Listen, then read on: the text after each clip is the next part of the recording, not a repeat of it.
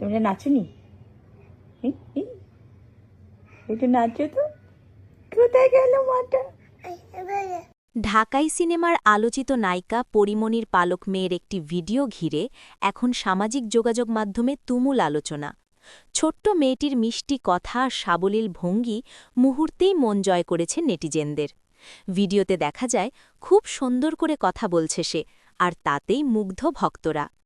এ বিষয়ে পরিমণি বলেন, ও শুধু আমার পালক মেয়ে নয়, আমার জীবনের সবচেয়ে সুন্দর আশীর্বাদ। ওর হাসি আর কথা আমার সব কষ্ট ভুলিয়ে দেয়। মেয়ের ভিডিও শেয়ার করে পরিমণি আরও জানান, মানুষের ভালোবাসাই তাদের শক্তি। নেটিজেনরাও কমেন্টে ভালোবাসায় ভাসাচ্ছেন পরিমণির পালক মেয়েকে। কেউ লিখেছেন, এত মিষ্টি কথা।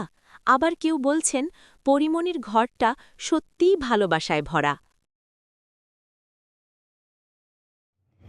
তোমরা নাচুনি? একটু নাচো তো। কোথায় গেল মাটা?